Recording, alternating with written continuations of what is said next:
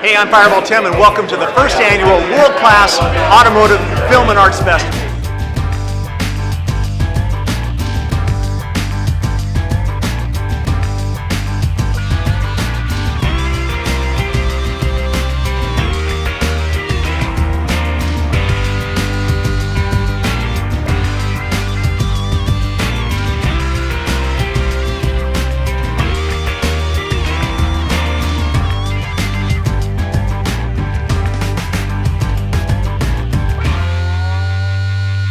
Ladies and gentlemen, Szwedo.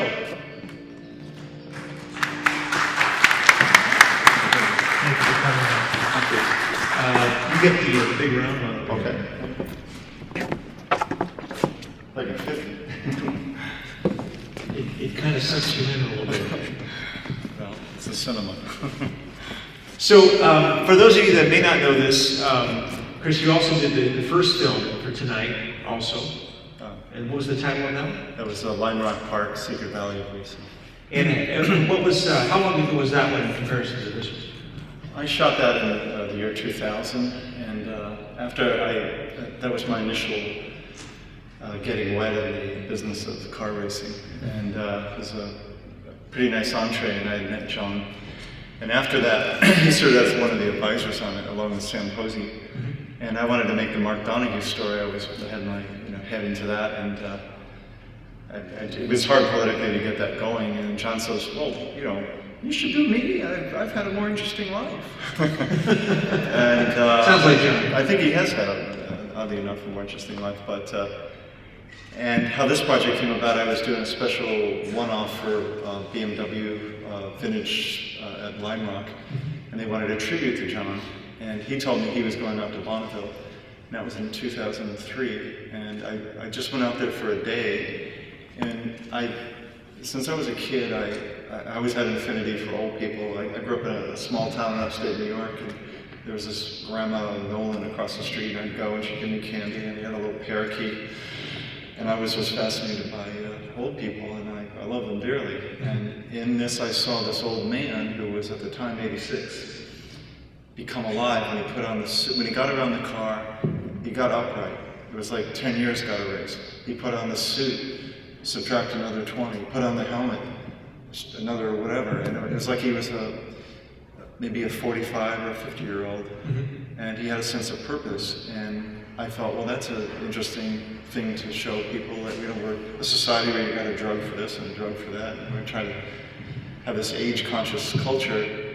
And I saw this in terms of a larger audience going to public television with it that fit this lesson that we could all have, which is to live according to our passions and our hopes, and to follow through on them, and not just sit back and watch television or whatever. Well, and I mean, you certainly captured, I think that John is such a great example of this, but there's a secret in the present moment. And it seems that in describing what you just mentioned, that each time he would ponder something and immerse himself into something, he was more present and he became more youthful. Well, yeah, and that's sort of living in the present.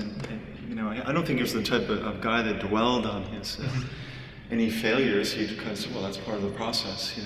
Failures are as important as anything. And I think, too, one of the messages of this film is, it's nice. What I like about coming out, I live in Massachusetts on the East Coast, and we tend to be, intellectually driven, or we might be a place of ideas. What I like about the West is a place of action. And Bonneville is a kind of place where the East met the West, and ideals and idealism coming to meet a place of action and see what happens. In the end, I think, I don't think they ultimately cared if they really broke this record. I think they were just happy to be there. Which is maybe half the battle, and the lesson to be learned, and just, hey, we're at Bonneville, what could be better? Was that a growth process for you? I mean, in watching this whole thing evolve, I mean, you started out with a focused goal to create the film, right. But it seems like a lot of that optimism spilled over into your view of how you wanted this to evolve. If you're going to do this right, you can't mail it in the sense of, I'm me and that's them. You have to, actors do it. Why can't filmmakers, where you essentially become very attached to your subject, be very connected? And you know, when you're sitting there editing, you come upstairs and all of a sudden you're sounding like John Fitch, you know, I think I'll have this for dinner, you know. You know, you become it, and it takes a while to wash out of you. Right. Maybe it never leaves you, but they are, you know, these sort of things, these films become as if you know, maybe it's pretentious to say they're almost like children or something, but they become part of they're a property, something you tend and care for, that if you've done them well, might be up being played 50 or 100 years from now, you never know. Right. And you wrote this, produced it, directed it, but you also did the music. Yeah. And how important is music in a piece like this? Well, it's super important because music is the color, and what's neat about it, I started, you know, playing guitar and all that maybe when I was about 16 or 17. Things progressed, and I can hear what I am gonna do. When I'm shooting, I can sense what might sound like. You can save a scene, you know, with maybe something not really happening, but maybe it might be able to be fused with something else. And I think too, you know, when you're there, it's important and to get as many angles as you can. Shoot for the basics, shoot for the middle, and shoot for the abstract, and see how it all comes together. And it's an experimentation. John Fitch's life is an experimentation. All of our lives are. And I think, you know, you have to bring that to it. You have to have an openness, and it reflects on basically your subject. You choose things that you think will help you also become a better person or a better filmmaker. Sure, sure. Was this John's last film he appeared in? Well, I think he appeared in the film that preceded me, The Quest. Oh, great. And I think he was also in one about the accident at Le Mans. It was done by a British filmmaker, which is a very good film. I've seen that on TV. That was John's last appearance. Right. Yeah. Yeah. It must have been an extraordinary experience to spend that much time with him out there. Yeah, you know, when he showed up in the pink suit, I was really troubled by that. I don't think that would go over well with just about anybody nowadays, but he wore it perfectly. And actually, you know, we shot over a few days, and if you notice, there's some changes as the film goes, and I sent him back to the hotel. I said, you got to change that pink suit. In fact, he had just come from here, from the Monterey Stories to go do this. And so he goes, what's wrong with my pink suit? You know. Well, anyway, he came back with a different color combination. So what's the goal with the film now? Well, it's always been to be part of the culture. You know, this had a run on PBS, all the affiliates through American Public Television in Boston. And, you know, it was written about. It was a motor press film in Los Angeles. Gave it a Dean Batchelor Award for, I think the category was visual communication or something. Other than it was beaten out by a book, but you know, they are writers. So, but at any rate, yeah, I think it's to continue to let people know about it, and you know, because I think it's a timeless story, and it's you know, you can never stop marketing, and I suppose at some point. You know, I'll offer it in some kind of Netflix thing. I haven't chosen to do so yet. Right. But yeah. Well, we were talking about Michael Brown earlier about future projects, and he was mentioning his antennas are up. Is there something that you have planned that you'd like to do next? Well, I just did a film that nearly killed me, and it's not about racing, but it's about a famous photographer who took the Bob Dylan greatest hit shot, and that film is going to screen at the museum in Washington next Sunday. Great. This particular person was at the March on Washington and had a big-time career, and that's another film that I got. He's 76 years old, a little younger, but it's about his journey and the sense of following one's passion. In his case, it's the art of photography. Are most of your pieces about people with such color, with such history? Well, you hope so. They're the ones that have done all the work. They're the ones with the interesting life. So someday someone will do one about you. Maybe you. The second coming of Radford. Well, is there any questions out there possibly for Chris? In a comparison to what we're seeing in feature films, especially involving automobiles now and on TV, is this what I refer to as the MTV Quick Shot slash from one scene to another, you seem to linger almost to that half beat longer than it feels normal watching the film. Mm-hmm. And it always captures something that you're not expecting, and it's a treat. Is that something that's internal in your head as you're filming, or does that come out in editing? The eye on it is amazing. Oh, thank you. You know, I'll be honest, my favorite filmmaker is Stanley Kubrick. And, you know, when you, there's more than meets the eye if you give it a chance. And I think we're being force-fed speed, fast shots, all this stuff, and we're not necessarily being delivered content. I still think our brains need a little break to absorb things that are happening. There's always the risk of someone saying, "Oh, that's boring" or whatever, but you know, I don't think so. You know,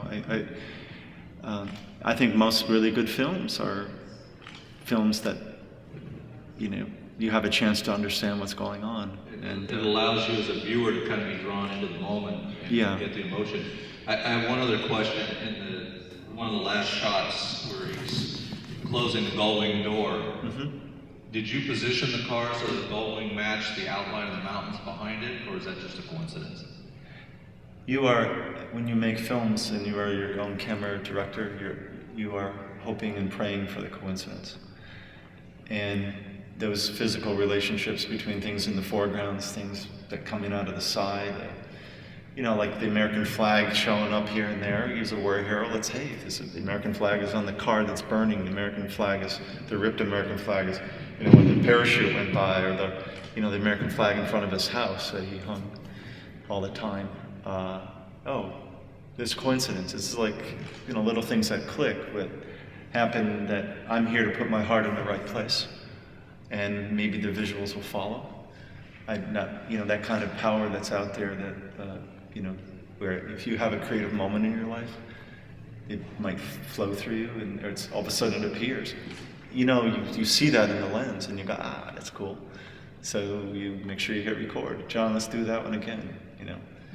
And he'll not question it. Well, I think that, you know, not a lot of it, I think just about every one of your shots, much like a painter, is really well thought out, and you're looking at each shot as an individual piece of art, as Kubrick did, as a lot of top directors do. Who are some of your other favorites as far as directors go? Oh, I love the Coen brothers. Say again? I love the Coen brothers. Roman Polanski's done incredible work, aside from his personal life. Those are, you know, two, you know, that I think of. Those are lingerers, directors. Sure. Yeah. Yeah. And you're right. It is that there is the trend in directing that it's very fast paced, and you know, every Marvel action movie is so fast. By the time you're done, you're exhausted. You need to go lay down. You know, your shots, this film especially, leads to contemplation and allows you to think about what you're seeing, what you're experiencing, and you're giving that flavor to John's life. Yeah. Well, you know, Bonneville is not a place that things are rushed. You know, although there's all this speed happening there's a lot that's not going on, and you know, it's a wilderness essentially. Or the foreign planet. So much and so little. Yeah, and you know, it's a canvas, and so you know, you have to treat it accordingly in its own time and space. Right.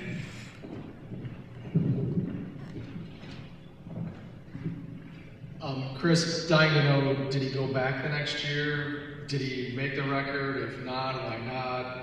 Yeah, they went back, and the car fell apart, I think. I think they actually went back another year and they were flooded out. And so he made, I believe, 2 more trips. And I was not interested in going back. You know, I thought I made the film I could. I was kind of hoping that they would never break the record, selfishly. It's a lot of salt in your shoes. Anyone else? I've got a question. Dick and Ware with the Motorsports Report. I noticed the suit was out of period. Certainly nothing John would have worn in his career. So my question was, where did you get that really cool Players driving suit that he wore at Bonneville? That was someone else's suit. That was of, I believe, Derek Bell. It was a driver who was tall and skinny, and it came from a professional driver, and that's all I know. So. I think one of the reasons John was so famous was because he was tall and skinny. He's the only one who could actually fit in some of these cars. But it's just an observation. Yeah. Anybody else? All right, well that wraps it up. Let's give Chris a big round of applause. 2 films tonight, extraordinary filmmaker. Thank you so much.